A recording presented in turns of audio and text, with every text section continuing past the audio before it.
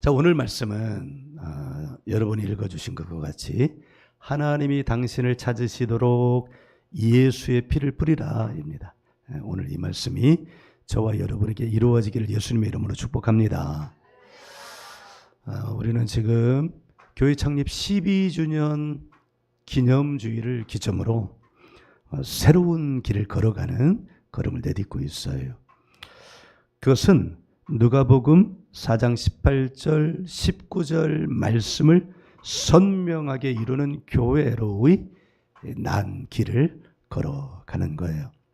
사실 하나님이 우리 교회를 여기 이곳에 세우실 때 누가복음 4장 18절 19절 위에 세워주셨는데 그 말씀을 받을 때 너무너무 기쁘게 받았는데 받기만 하고, 이게 제가 보니까 저의 문제죠. 받기만 하고 창고에 넣어놨던 것 같아요.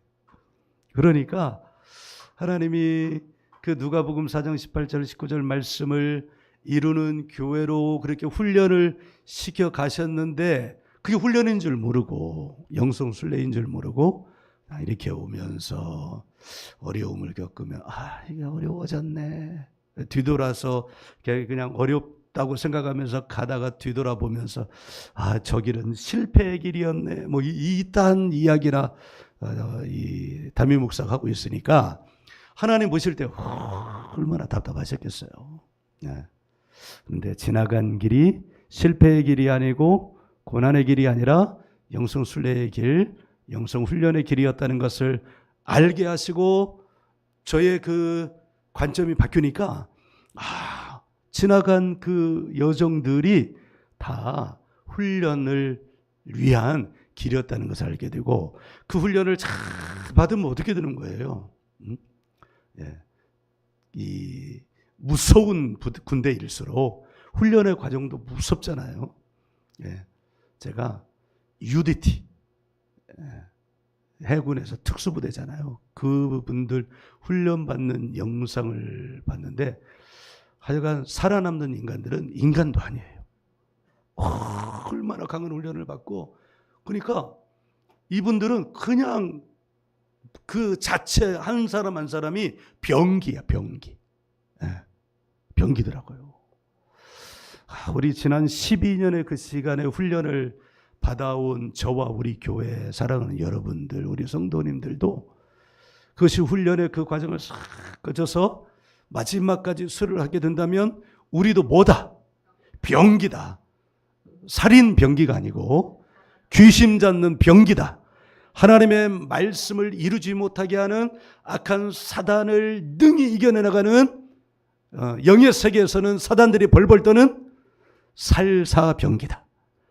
살귀병기다. 악한 영이니까 살악병기다. 할렐루야. 우리 한번 그런 의미에서 그렇게 고백해 봅시다. 따라서 해봅시다. 나는 살사병기다. 살사 댄스가 아니에요. 다시. 나는 살사병기다.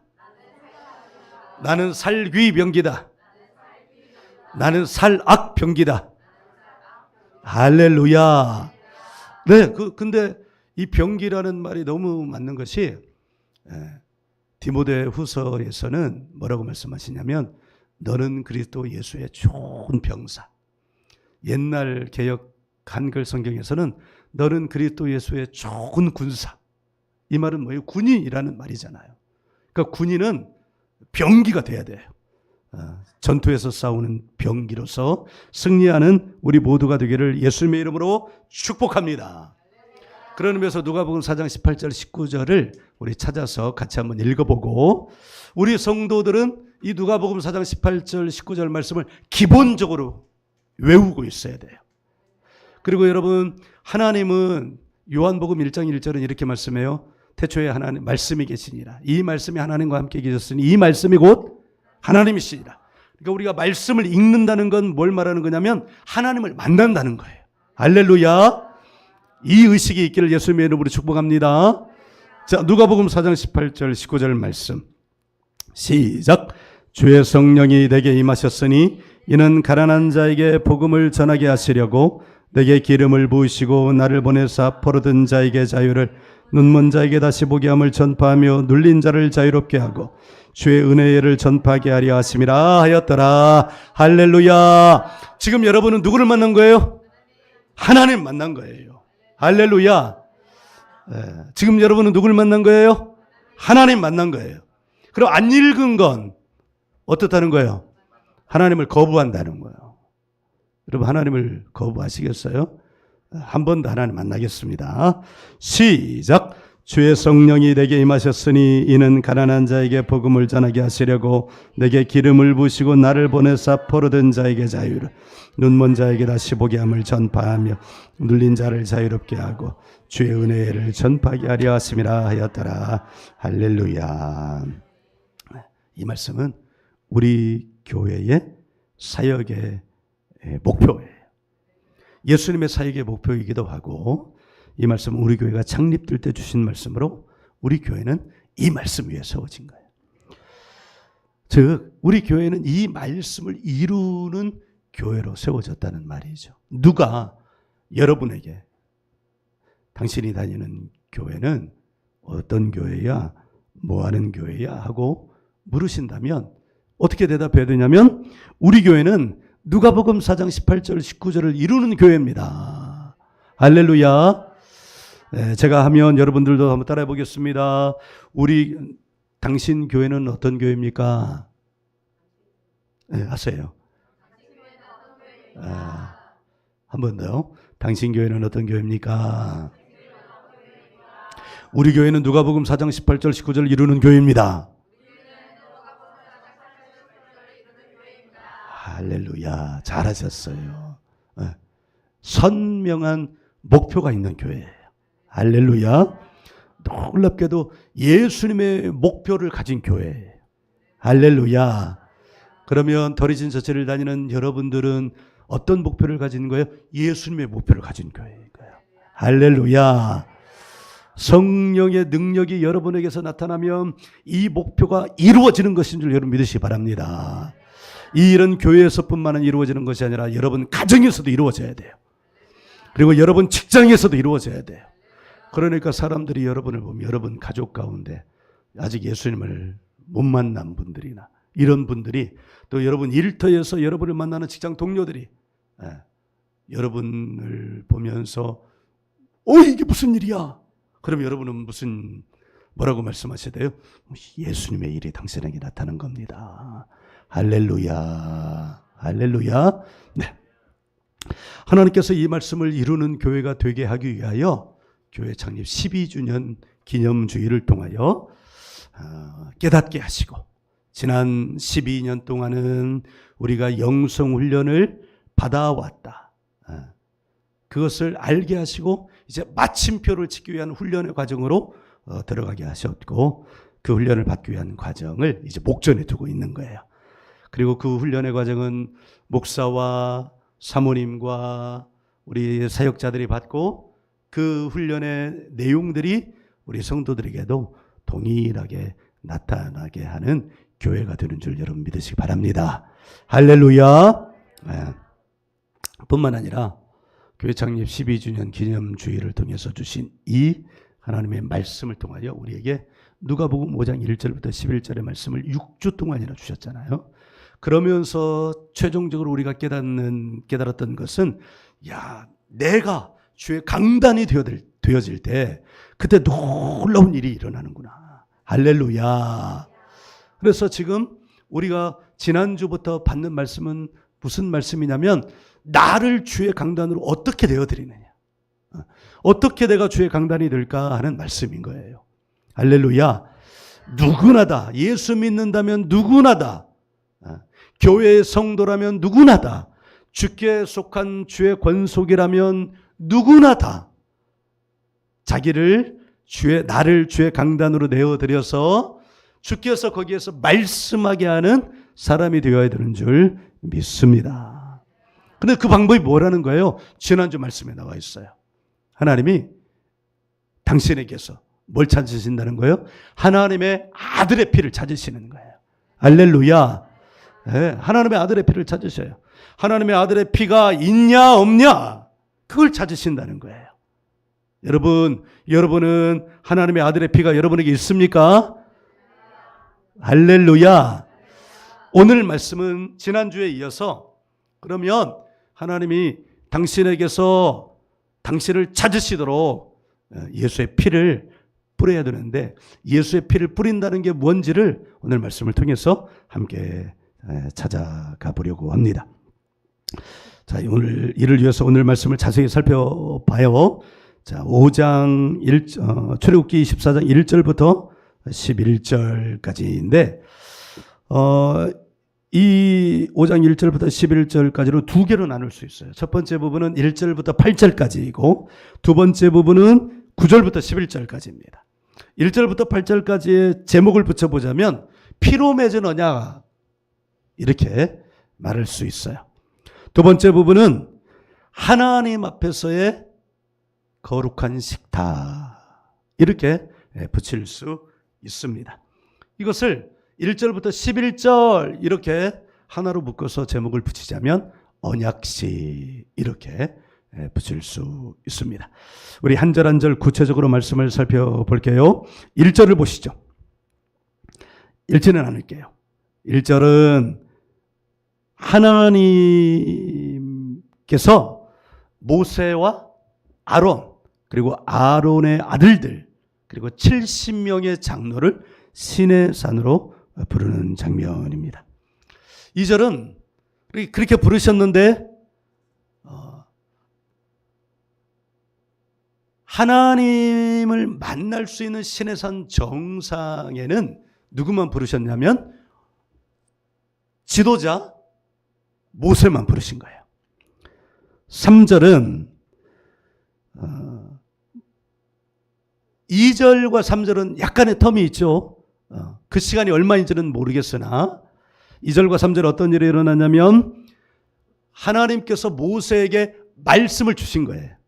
그리고 그 말씀을 가지고 내려와서 모세가 백성들에게 전하고 이렇게 전하는 거예요. 이렇게 전하고 백성들은 그 말씀을 준행하겠습니다 라고 응답하는 거예요. 아름다운 장면이죠. 아름다운 장면. 하나님이 모세와 아론과 그 아들들 부르시고 그리고 70명의 장로들 그러니까 리더 그룹들을 시내산으로 부르신 다음에 지도자를 부르셔가지고 말씀을 주시고 이 말씀은 뭐예요? 지도자의 권위를 세워주시기 위함이에요. 여러분 지도자 없는 공동체는 없습니다. 그 하물며 200만 명 안팎이나 되는 이 거대한 집단에 지도자가 없다면 그건 다 오합지졸인 거죠. 그러니까 지도자는 반드시 있어야 되고 그 지도자에게는 위로부터 부어지는 권위가 있어야 되죠. 그래서 하나님이 모세만을 부르셨어요. 그리고 더 아름다운 일은 그 말씀을 받고 내려온 모세가 하나님의 말씀을 증거하자, 전달하자 백성들이 아멘 아멘 했다는 거예요. 할렐루야. 이렇게 했겠어요?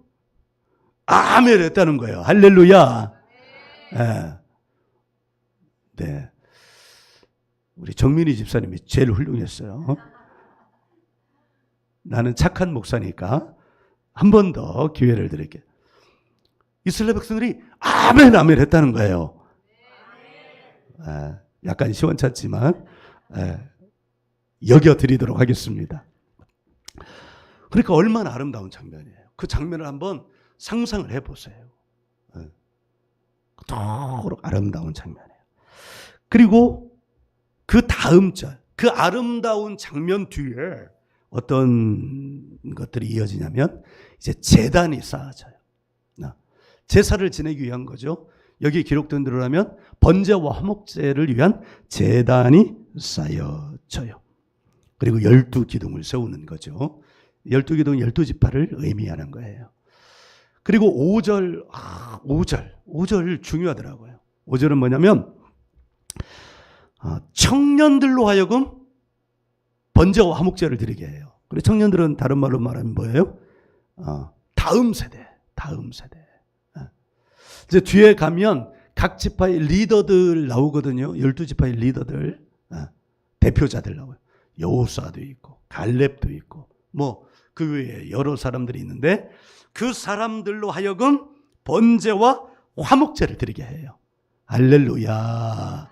그러니까 기성세대와 다음 세대가 한 마음이 되어서 함께 하나님의 말씀을 받고 이루어가는 장면이죠. 아멘. 자, 우리 교회도 이렇게 지금 기성세대와 다음 세대가 함께 있는데 하나님의 말씀을 이루어가는 교회일까요? 솔직히 얘기해. 솔직히 얘기해. 우리는 한 마음이에요? 진짜예요? 아닌 것 같아요, 나는. 솔직히 말해요, 솔직히. 그렇다면 우리는 목사가 이렇게 매주 예배 참석합시다 하면 예배 참석해야 돼. 솔직한 거 아니에요, 솔직하게. 근데 예배 참석을 안 한단 말이에요. 그럼 우리는 하나예요, 하나가 아니에요? 현재는 하나가 아닌 거야, 하나. 그런데 또 이렇게 말할 수 있어요. 에이, 목사님, 제 마음은 안 그래요. 마음은 안 그런데 행동은 그렇잖아요? 그러면 행동으로 우리가 볼 수 있는 거 아니에요? 그럼 언제나 우리는 한 마음 될까? 이게 나의 기도예요. 왜? 우리는 솔직하게 작고 약한 교회잖아요. 사람이 한 100명 있으면 그나마 어떤 사람은 그렇게 순종해서 어떻게든 준행하려고 하는 사람이 있고 어떤 사람은 좀 안 된다 이렇게 볼 수 있지만 딱 봐도 눈에 확 들어오잖아요. 네? 근데도 그게 안 된다는 건 우리는 지금 한 마음이 안 되고 있다. 솔직하게. 할렐루야. 한 마음이 안 된다고는 것에 대한 인정하는 마음을 할렐루야 하세요. 할렐루야. 솔직하게 하는 얘기예요. 자, 6절 보면 이제 어떤 일이 일어나냐면 이제 오늘의 메인 테마 6절은 한번 같이 읽어봐요. 모세가 피를 가지고 반은 여러 양푼에 담고 반은 제단에 뿌리고. 자, 이 말씀 기억해 놓으셔요. 7절은 모세가 언약서를 가지고 하나님께 받은 말씀으로 언약서를 만들었어요. 그래서 백성들에게 낭독해서 듣게 하고 그랬더니 그들이 또 3절에서 있었던 모습을 보여줘요. 우리가 다 준행하겠습니다. 그 모습이 참 아름다워요. 진짜 준행하는지 안 하는지는 아직 몰라요. 그러니까 이제 시간이 흐르고 나면 저기 지금 이 출애굽기 19장부터 민수기 2장까지는 애굽에서 탈출해가지고 시내산 아래에 있는 시간이거든요. 약 1년 있는 시간이에요. 그런데 그 뒤에 출애굽기 32장에 가면 모세가 다시 하나님 만나기 위해 시내산 정상에 올라갔는데 올라가자마자 아래에 있는 이스라엘 백성들이 어떤 일을 하느냐면 어떤 일을 해요? 하나님 만들어내. 그래 금을 다 걷어가지고요. 그래 금송아지를 만들어내요. 그러니까 사실은 준행하겠습니다 이렇게 말해놓고 준행 안 하는 거예요. 그러니까 여러분들이 사실은 정직한 거예요. 예배 나오십시오 그러면 대답을 안 하잖아요. 그리고 안 나오잖아. 근데 얘들은 준행하겠습니다 하고 준행을 안 하는 거예요. 그러니까 지금 내가 위로를 받기 위해서 이렇게 말하는데 여러분들이 낫다. 안 지킬 건 아예 말을 안 하잖아. 우리 지킬 수 있게 한 마음 한 뜻 될 수 있기를 예수님의 이름으로 축복합니다. 여러분 마음 불편해요? 이거 가지고 불편하면 안 돼. 진짜 불편한 건 하나님 앞에서 불편해야 돼요. 하나님 앞에서 불편해야 우리가 하나님의 품 안으로 들어갈 수 있는 기회가 생기는 거예요. 할렐루야. 자, 그 다음에 8절 보면 여기도 중요해요. 8절 읽어요. 8절 시작. 모세가 그 피를 가지고 백성에게 뿌리며 이르되 이는 여호와께서 이 모든 말씀에 대하여 너희와 세우신 언약의 피니라. 아멘. 할렐루야. 이 언약의 피 꼭 기억해 놓으세요.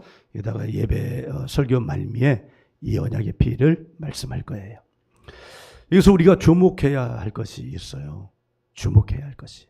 피가 지금 두 방향으로 향한다는 거예요. 두 방향. 첫 번째 방향은 어디예요? 제단. 여기 6절 보면 모세가 피를 가지고 반은 양푼에 담고 이제 어딘가에 쓰려고 양푼에 담는 거겠죠. 나머지 반은 제단에 뿌려.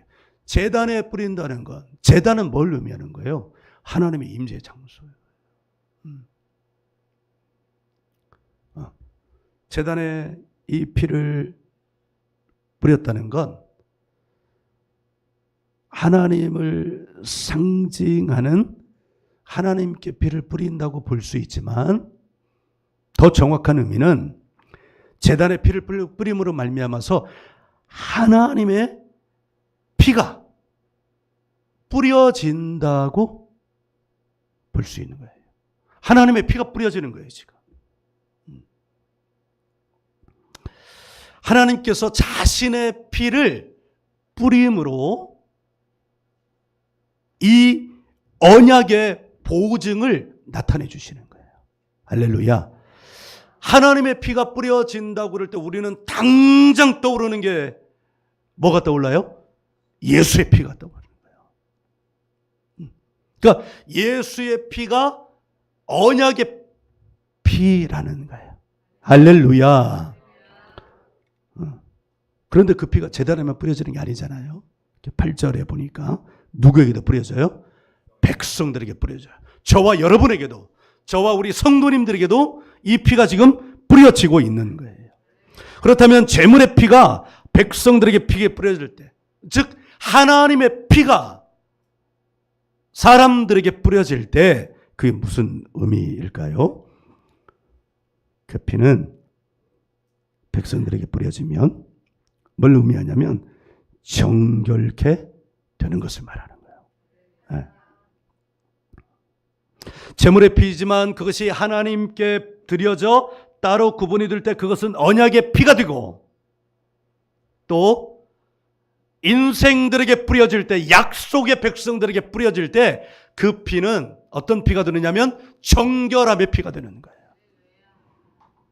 하나님은 우리가 지난주에 말씀을 받았잖아요. 창세기 9장 4절에서 하나님은 피는 뭐라고 그랬어요? 생명이라고 그랬어요. 피는 생명, 즉 제물의 피가 하나님께 드려질 때 그 피는 어떤 피가 되냐면 하나님의 생명의 피가 된다는 거예요. 그 하나님의 생명의 피가 사람들에게 뿌려질 때 어떤 피가 뿌려지는 거예요? 하나님 생명의 피가 뿌려지는 거예요. 그래서 그 피를 우리가 받을 때 우리 안에 있는 죽음이, 저주가, 죄가 어떻게 된다는 거예요? 씻겨진다는 거예요. 이게 영의 세계에서 이루어지는 일이에요. 육으로야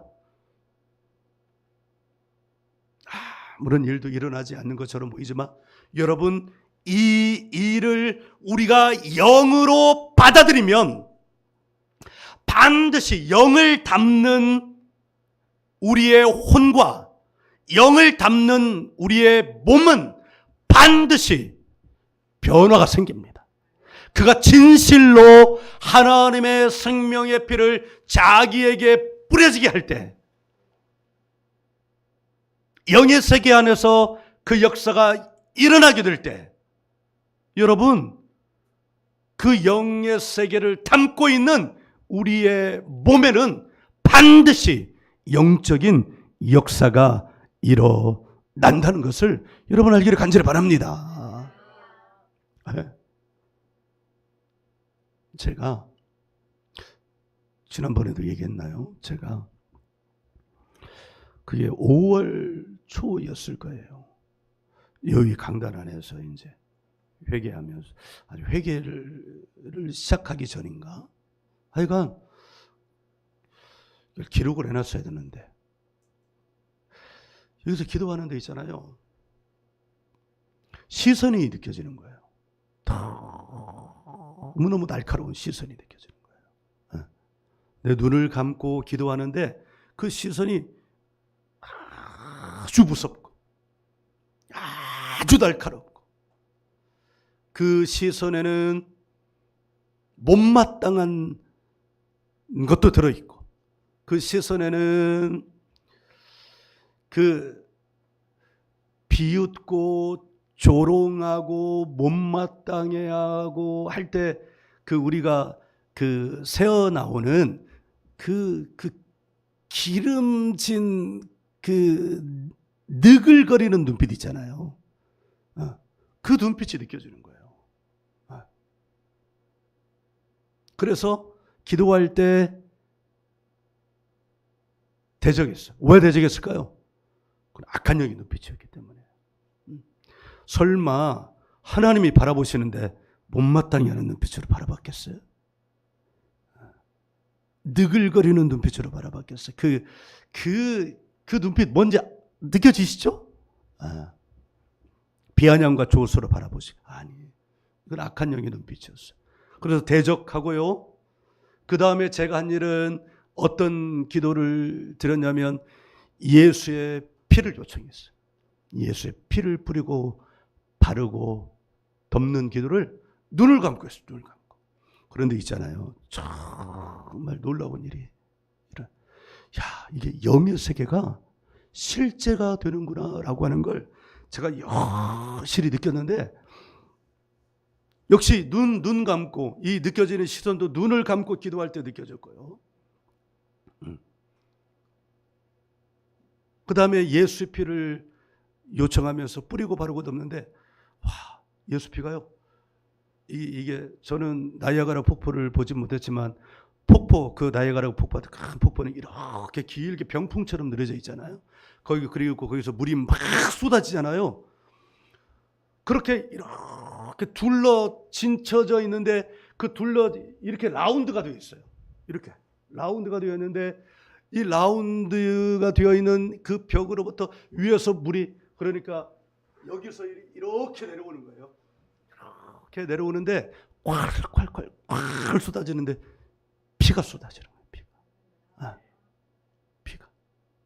그래서 그 피를 계속 요청하고 뿌리고 덮었어요. 얼마나 있을까? 이제는 그 시선이 느껴지지 않을 때까지 했어요. 그리고 나서 하늘의 천군 천사를 파견을 요청을 했는데 글쎄요 여러분, 여기 이곳에 4군데의 진지가 만들어지더라고요. 야, 이거를 직접 경험을 안 하고 제 이야기를 하니까 진짜 우리 목사님 이상하다 이렇게 생각하실 것이 분명한 것 같은데 기도 생활을 하니까 이런 역사가 일어나는 것 같아요. 군대 지인이 쳐지는 거예요. 진지가 만들어져요. 그리고 거기서 4군데의 천사의 군대가 세워지고 근데 이제는 놀랍게도 그 시선이 그 군대 바깥으로 나가 있더라고요. 제가 이것을 이렇게까지 세밀하게 말씀드릴 수 있는 건 제가 그걸 봤기 때문이에요. 영의 세계 안에서 이루어지는 일이 여러분 반드시 있다. 할렐루야. 여러분 주보 한번 보죠. 주보에 우리가 믿는 기도의 능력 기록되어 있죠.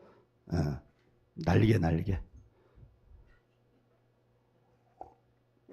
이걸 날개라고 그래요. 날개. 책 보면 이렇게 뒷표지 이렇게 접혀져 있죠. 날개. 설마 이 기도가 여기 있다는 것을 오늘 처음 본 사람은 없죠? 정말 있다면 나는 주님 앞에 가서 울 거예요. 도대체 나는 지금까지 누구랑 같이 있었던 겁니까? 정말 설마 오늘 처음 본 건 아니죠? 아니라고 얘기해줘요. 자, 우리가 믿는 기도의 능력 제목부터 시작. 우리가 믿는 기도의 능력. 예수 이름의 능력으로 모든 문제를 해결받자. 예수님의 이름으로 하는 기도, 예수님의 이름으로 하는 축복, 예수님의 이름으로 하는 명령은 능력이 있다. 예수님의 이름으로 기도하고 축복하고 명령할 때 영적 세계가 움직인다. 영적 세계가 움직일 때 우리의 실제적인 삶에는 기이한 일, 놀라운 일, 기적과 같은 일들이 아멘, 할렐루야. 네, 이 일이라는 거예요. 여러분들도 영의 세계가 열리는 역사가 일어나기를 예수님의 이름으로 축복합니다. 할렐루야. 자, 여러분 다시 피 얘기로 오늘 본문으로 들어가세요. 여러분, 그 피가 제단에만 뿌려진 게 아니라 누구에게도 뿌려졌어요? 8절 보면 백성들에게도 뿌려졌어요. 이 말은 무슨 말이냐면 여러분들에게도 뿌려진다는 거예요. 우리 성도님들에게도 뿌려질 수 있다는 거예요. 어떤 의미로 보여지는 거예요? 말씀드렸듯이 그것은 정결케 됩니다. 여러분, 모든 제사, 번제, 속죄제, 소제, 속건제, 화목제 안에 있는 모든 제사, 그러니까 이걸 예배로 바꾸고 하면 가장 기본적인 속성은 뭐냐? 죄의 속죄입니다. 모든 제물에 안수를 해요. 그 안수하는 행위는 뭐냐면 죄의 전가예요. 그리고 제물을 잡으면서 피를 받는 거예요. 피를. 여기서 우리가 주목해야 될 것은 뿌린다는 말이에요. 뿌린다. 여기 보시면 6절에도 뿌리고 있잖아요. 그리고 8절에도 뿌리고 있잖아요. 두 가지 의미. 제단을 향하여 뿌려질 때는, 여러분, 제단을 향하여 뿌려질 때는 어떤 의미로 뿌려지느냐면 하나님께로 나아가는 길이 열린다는 거예요. 하나님께로 나가는 길. 그러니까 우리에게 예수의 피가 뿌려진다는 것은 하나님께서 우리가 하나님, 사랑의 하나님, 긍휼의 하나님, 거룩의 하나님, 공의의 하나님께 우리가 어떻게 할 수 있다? 나아갈 수 있는 길이 열렸다는 거예요. 할렐루야. 네? 이게 영의 세계 안에서 이루어지는 일이에요. 두 번째 의미는 백성들을 향하여 뿌려질 때. 백성들을 향하여 뿌려질 때는 하나님의 생명의 피가 백성들에게 뿌려질 때 이미 말씀드렸던 것처럼 어떤 일이 일어나냐면 그 백성들이 정결해진다는 거예요. 죄가 사해진다는 거예요. 자, 아까 언약의 피 우리 기억하자고 그랬잖아요. 마태복음 26장 28절 한번 찾아봐요. 마태복음 26장 28절.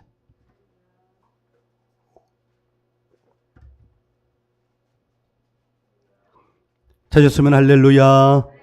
같이 읽어요. 이것은 죄사함을 얻게 하려고 많은 사람을 위하여 흘리는 바 나의 피 곧 언약의 피니라. 아멘. 예수님 말씀하시는 거예요. 이것은 뭐예요? 예수님의 피는 뭘 얻게 하려고? 죄사함을 얻게 하려고. 나의 피, 곧 어떤 피? 언약의 피. 자, 우리 아까 출애굽기 24장 8절에서 모세가 그 피를 가지고 백성에 뿌리며 이르되 이는 여호와께서 이 모든 말씀에 대하여 너희와 세우신 뭐라고요? 언약의 피라고요. 그런데 이 언약의 피는 매 갱신이 돼야 되는 거예요. 매. 그런데 예수께서 흘리신 피는 어떤 피예요? 갱신되지 않는 피. 단 한 번의 피로 죄가 사해지고 또 어떻게 되는 거예요? 그 죄가 사해질 때 뭐도 해결이 된다고요? 죄 가운데는 이미 죄라는 이 말, 죄라는 이 행동, 이 행위 안에는 뭐도 같이 들어있냐면 저주도 같이 들어있어요. 하나님의 저주? 아니니. 누구의 저주? 사단의 저주. 하나님의 저주가 들어있는 게 아니에요. 사단의 저주가 들어있는 거예요. 우리 출애굽기 20장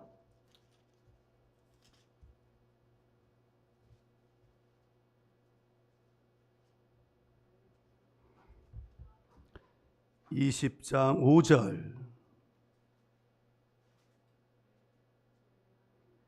같이 읽어요.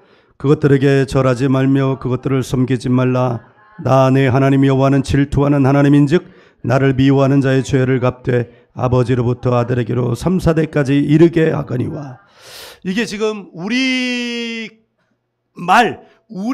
글로 이렇게 표현을 하니까 원문이 가지고 있는 의미가 제대로 전달이 되지 않았는데, 이 죄를 갚되라는 이 말을, 죄 안에는 사단의 행위가 들어있다는 거예요. 그러니까 뭐가 3, 4대까지 이르게 되는 거예요? 사단의 행위로 말미암아 만들어진 죄 안에 있는 사단이 미치는 영향이 어디까지 이룬다는 거예요? 3, 4대까지 이룬다는 거예요. 어떻게 될 때까지? 끊을 때까지. 누가 끊을 때까지? 누가 끊어야 돼요, 그거를? 내가 끊어야 돼요. 그럼 내가 끊으면 단박에 저주가 완전히 없어지는 거예요? 죄가 없어지는 거예요? 아니, 죄 안에 있는 저주가 어떻게 된 거예요? 내려오고 내가 4대째 됐다 쳐요. 그러면 1대 거는 누구에게 쌓여지는 거예요? 2대에게 쌓여지는 거예요. 1, 2대 거는 누구에게 쌓여지는 거예요? 3대에게 쌓여지는 거예요. 1, 2, 3, 3대 거는 누구에게 쌓여지는 거예요? 4대. 그리고 나도 행한 죄가 있잖아요. 끊기 전에. 그러면 내 안에는 지금 몇 대의 것이 쌓여져 있는 거예요? 3, 4대의 것이 쌓여져 있는 거예요. 그런데 정말 하나님의 큰 은혜로 내가 하나님을 알게 되고, 내가 이거 끊어야 되는구나. 그래서 예수님을 영접하고 하나님을 만났어요. 그래서 죄의 문제가 해결이 됐어요. 근데 내 안에는 뭐가 묻어 있는 거예요? 죄와 저주가 묻어 있는 거예요. 내가 흰 옷을 입고 있는데 하루 입고 빠는 것과 일주일 입고 빠는 것의 세탁력은 차이가 있을까요? 없을까요?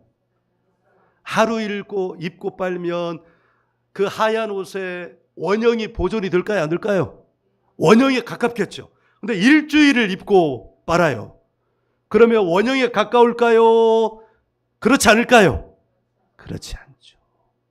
그러니까 4대째인 내가 그 죄의 문제를 인식하고 예수를 영접하여 예수의 피로 씻고 바르고 덮는다 할지라도 이미 내 안에는 뭐가 중첩되어 있는 거예요? 죄와 저주가 중첩되어 있는 거예요. 죄의 문제는 해결이 되지만 죄와 저주로 말미암아 내가 쌓여진 것들을 어떻게 돼요? 그거 빼내야 되잖아요. 빼내는데 이 시간만큼 빼내는데 시간이 1대에서 그것을 해결했으면 1대만큼만 걸릴 텐데 그게 2대, 3대, 4대까지 오면 그 중첩된 시간만큼 걸려요, 안 걸려요? 걸려요. 눈물도 더 많이 흘려요, 안 흘려요? 흘려요. 그러면 난 눈물 흘리기 싫어. 나는 힘들기 싫어. 그렇다고 해서 그거 안 하면 돼요, 안 돼요? 안 하면 그냥 그 길로 가는 거예요.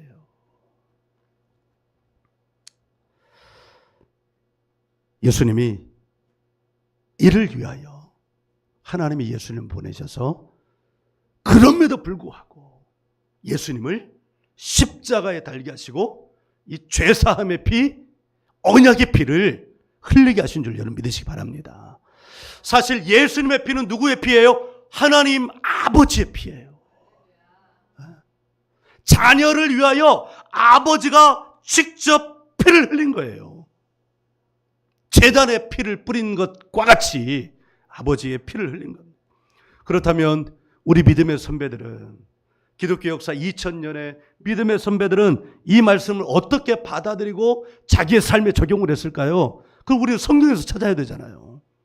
성경에서 찾고 그것도 나도 적용하고 그렇게 이제 그러면 21세기를 살아가는 나의 삶에는 이것이 어떻게 받아들여지고 적용이 되는지는 어떻게 이루어지는 거예요? 제가 여러분에게 하는 것처럼 간증으로 이루어져야 되는 거죠.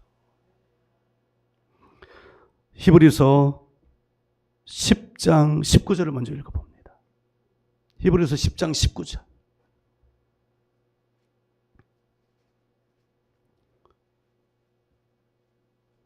히브리서 10장 19절 같이 시작. 그러므로 형제들아 우리가 예수의 피를 힘입어 성소에 들어갈 담력을 얻었나니. 할렐루야. 무슨 말이에요? 출애굽기 24장 6절과 같이 성소에 들어가요. 그러니까 하나님께 나아갈 길이 열렸다는 거예요. 누구의 피가? 예수의 피가. 자, 할렐루야. 기가 막힌 거예요. 22절 읽어요. 22절 시작. 우리가 마음의 뿌림을 받아 악한 양심으로부터 벗어나고 몸은 맑은 물로 씻음을 받았으니 참 마음과 온전한 믿음으로 하나님께 나아가자. 아멘. 여기서 두 가지가 나오죠. 마음의 뿌림을 받고 몸은 맑은 물로 씻음을. 이 맑은 물로 씻는다는 건 다음에 이야기하기로 하고, 오늘 마음의 뿌림을 받고, 마음의 뿌림을 받고, 무슨 뿌림을 받았어요? 예수의 뿌림을 받은 거예요. 오늘 출애굽기 24장의 말씀대로라면 백성들에게 피가 뿌려진 것처럼 나에게 피가 뿌려진 거예요. 그렇게 해서 어떻게 해요? 악한 양심으로부터 벗어나고. 사단은 어디에 역사하는 거예요? 마음의 역사예요. 혼의 역사예요. 그 결과가 어디에 나타나요? 우리 몸에 나타나는 거예요. 우리 몸에 나타나는 사단의 역사뿐만 아니라 우리 몸에 나타나는 모든 일들을 우리는 뭐라고 표현해요? 인생이라고 표현해요.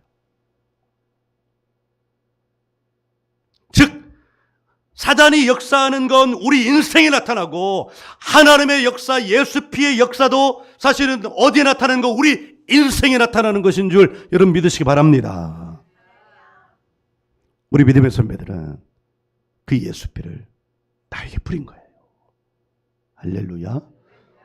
그리고 그 예수 피의 뿌림의 역사가 시간을 계속 혈통을 타고 내려왔어. 혈통을 타고 내려와서 지금 우리에게까지 전해진 거예요. 그러니까 우리에게는 두 가지 혈통을 타고 내려오는 가능성이 있으니, 하나는 죄와 저주가 혈통을 타고 내려오고, 하나는 예수 피의 축복이 혈통을 타고 내려오는데, 여러분 안에는 지금 어떤 게 타고 내려왔는가?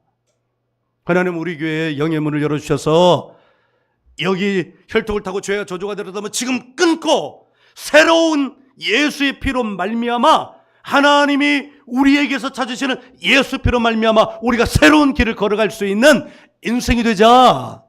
그리고 그 새로운 예수의 피가 우리에게 혈통을 타고 내려올 때 그 인생에게 일어나는 하나님의 역사심이 어떤 일이냐 하는 것을 우리 두 눈으로 목도하자. 이게 우리에게 주신 신앙생활의 목표란 말이에요. 그러면 어떤 일이 일어나는가? 놀랍게도 오늘 본문에 그 어떤 일이 일어나는가가 같이 기록이 되어 있어요. 오늘 본문으로 다시 내려가서 9절, 10절, 11절, 출애굽기 24장 9절, 10절, 11절. 우리 같이 한번 11절을 읽어봐요. 11절. 저였으면 할렐루야. 같이 읽어요. 시작. 하나님이 이스라엘 자손들의 존귀한 자들에게 손을 대지 아니하셨고 그들은 하나님을 뵙고 먹고 마셨더라. 할렐루야. 우리는 이 설교 서두에 두 번째 본 9장 9절부터 11절까지 하면서 하나님과의 거룩한 식사 이렇게 표현을 했어요. 자, 여러분, 하나님의 피를 통해서 하나님께 나갈 수 있는 길이 열리고 그 피가 자기에게 뿌려져서 정결하게 되고 그로 말미암아 우리의 인생이 새로운 길이 열리게 되는데, 어떤 새로운 길이 열리냐? 성경은 이렇게 표현합니다. 하나님을 뵙고 먹고 마셨더라. 인생 가운데 하나님의 역사심이 나타난다를 이렇게 우리에게 말씀해 주시는 거예요. 그런데요, 여러분, 이 똑같은 말씀이 사도 요한을 통해서 성경의 마지막 책, 계시의 책, 재림을 기다리는 책, 예수님의 오심을 기다리는 책인 성경 요한계시록에서 기록이 되어 있어요. 요한계시록 3장 20절을 한번 펴봐요. 요한계시록 3장 20절. 알고 할렐루야 한 거예요. 할렐루야. 야, 우리 네. 생명의 양식이 가득해요. 우리 거시기 집사님. 누구야? 정밀이 집사님. 할렐루야. 자, 같이 읽어요. 내가 이렇게 한다고 그래서 또 질투하지 말아요. 이거 사실인 걸 뭐. 사실 가지고 질투하는 것처럼 진짜 어렵고 힘든 게 없어요. 여러분도 그냥 할렐루야를 먼저 하지? 몰랐잖아, 사실. 몰랐어. 요한계시록 3장 20절 시작. 볼지어다 내가 문 밖에 서서 두드리노니 누구든지 내 음성을 듣고 문을 열며 내가 그에게로 들어가 그와 더불어 먹고 그는 나와 더불어 먹으리라. 할렐루야. 출애굽기 24장 11절 말씀과 요한계시록 3장 20절은 같은 말씀이에요. 여러분, 그러므로 우리는 우리의 혈통을 타고 조상적부터 우리 가운데 내려오는 죄와 저주를 반드시 끊어야 합니다. 내가 그것을 끊는 일대라면 어쩔 수 없이 그 자식들이 한꺼번에 떠나지 않아요. 싸놓은 똥이 아직도 남아있어요. 그러니까 그 싼 똥을 이렇게 치우려면 뭐를 맞고 해야 돼요? 코를 맞고 해야 돼요. 하다가 손에 묻을 수도 있어요. 그게 뭐예요? 그게 눈물이에요. 그게 아픔이에요. 그러다 그거 포기할 수 있어요? 그러면 내 삶에서, 내 옷에서, 내 몸에서 똥냄새가 나는데 똥냄새 풍기면서 살 거예요? 아니에요. 그러니까 우리의 혈통을 타고 내려오는 죄와 저주의 그것들을 어쨌든 끊어버려야 돼요. 그리고 우리의 나로부터 시작되는 혈통, 내가 조상이 되어서 내 후손들에게는 이제 무엇만을 남겨줘야 되는 거예요? 예수의 피만을 넘겨줘야 되는 거예요. 이것 때문에 눈물을 흘려. 이게 있으니까 이거 빨아내야 되잖아. 그래서 나도 흰 양말 신을 때가 있는데요. 흰 양말은 한 번만 신고 빨아요. 그리고 손빨래를 해요. 세탁기에는 안 빠들어지더라고. 그러니까 이제 여기서 우리가 중요한 건 뭐냐? 예수의 피가 나의 죄를 씻고 저주도 옮겼지만 예수님은 그것을 단박에 이루셨지만 우리 안에는 그것이 우리의 피부에, 우리의 삶에, 우리의 인생에 깊게 드리워져 있으니 그걸 어떻게 해야 돼요? 매일매일 내게 예수의 피를 뿌리고 더러워진 그것을 씻어내고 빨아내고 나도 빨아내고 내 자녀도 빨아내고 내 후손도 빨아내는 거야. 할렐루야. 실로암 세계선교회 가서 기도를 받는 데 있잖아요. 내가 얘기했잖아요. 기도는요 내가 제일 많이 했어요. 우리 집에서 무진장이 많이 했어요. 참 여러분들도 웃기겠다. 그럼 목사님이 기도를 제일 많이 해야지 애들이 기도를 많이 하냐 이렇게 하시겠네. 당연한 거지. 근데 진짜 신기한 거 얘기하려고 그래요. 그러니까 영안이 열리니까 다 막 몇 퍼센트인지 다 보시더라고. 근데 그게 난 이해가 되어져요. 왜냐하면 나는 완벽한 건 아닌데 그게 막 그 실체가 이제 느껴져요.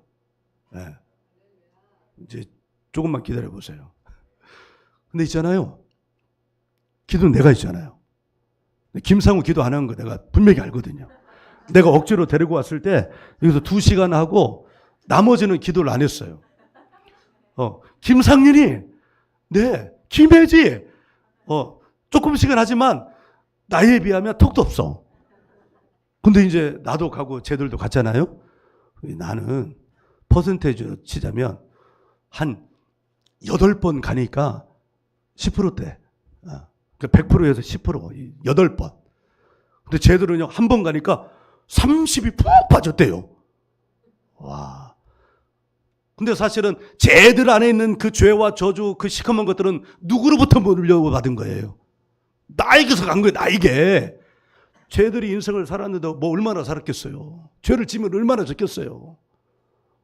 그 나간 건 다 누구께 나간 거예요, 사실은. 내 거 나간 거예요, 내 거. 내 거 나간 거예요. 내가 기도하니까 나한테도 나가고, 근데 나는 50년, 60년을 살으니까 쪄들어 있고, 그러니까 덜 빠지고, 쟤들은 안 쩔어 있어요. 그러니까 아직 늦지 않았어요. 여기. 이것들은요, 기도만 하면 막 50%씩 나갈 거예요. 내가 진짜 아주 웃기게 막 억울해 했어요. 그러니까 진짜 얼마나 웃겨. 아이고. 내가 봐도 진짜 좀 부끄럽네요. 할렐루야. 그 목표가 뭐냐? 예수 피를 계속 뿌리고 받는 그 목표가 뭐냐? 여기 히브리서 11장 10장 19절부터 이어지는 22절 이어지는 이 말씀이 그냥 한 번 하고 말했겠냐고요. 그 교회 공동체가 한 번 하고 말했겠냐고요. 아니에요. 계속해서. 히브리서는 그래서 예수의 피를 뿌린다는 말씀이 계속 나오는 거예요. 할렐루야. 그러니까 이 일을 여러분 꼭 하시길 예수님 이름으로 축복합니다. 한두 번 해서는 안 된다고요. 왜요? 때가 쩔어 있다고. 어떤 때? 죄와 저주의 때가 쩔어 있어. 세탁기 자동으로 하면 안 돼. 어떻게 해요? 손수 빨아야 돼. 그게 바로 예수의 피를 뿌리고 바르고 덮는 걸 말하는 거예요. 제가 얘기했잖아요. 제가 그것을 회복되고, 그러니까 작년 12월에 회복되고, 기쁨의 교회가 이제 15개월 만에 회복되고, 16개월 차부터 계속 기도가 달라지면서 5개월 지나고 5개월째 접어드니까 그런 게 이렇게 느껴지는 거예요. 여러분에게는 정말 영의 세계가 열릴 수 있는 기회가 여러분에게 주어진 거예요. 그때는 죄와 저주의 때는 반드시 빨아내야 돼요. 부모가 빨아내면 그 혜택은 누가 받냐? 당사자도 받지. 근데 부모의 영화의 꽃은 누구예요? 자기 자신이에요? 아니, 자식이지, 자식. 자식이 잘 되면, 부모는 내가 힘들어도 자식이 잘 되면 너무너무 행복한 거야. 할렐루야. 이번에 월드컵에서 체코전에서 결승골 넣은 사람. 근데 그 선수 아버지는 추어탕 집을 하셨대요. 그러니까 월드컵 응원하러 가려고 6월 한 달 동안 휴업인데 이게 뭐예요? 응원하는 사람들이 그걸 알고 거기 가서 인증샷 찍는 거예요. 인증샷. 그러니까 추어탕 가게는 그 선수 게 아니고 부모 거예요. 근데 부모가 지금 영광을 받고 있잖아요. 누가 잘 돼서? 자녀가 잘 돼서. 그러나 진짜 잘 돼야 될 게 있어요. 영이 잘 돼야 돼요. 할렐루야. 그것을 성경 가르쳐줘요. 하나님은 친절히, 예수님은 친절히 가르쳐줘요. 예수의 피를 뿌리고 바르고 덮어라. 이 뭐냐? 회개하는 거예요. 회개하는 거. 제가 이것을 기도했다고 그랬잖아요. 뭘 기도했냐? 회개를 기도한 거예요. 회개. 윗대로부터 내려와서 나도 모르고, 목사인데도 나도 모르고 내 아랫대 내려준 그걸 회개한 거예요. 그랬더니 나는 덜 나가도 내 아랫대는 막 팍팍팍 나가더라고요. 그게 뭐예요? 그 최종 목표는 뭐예요?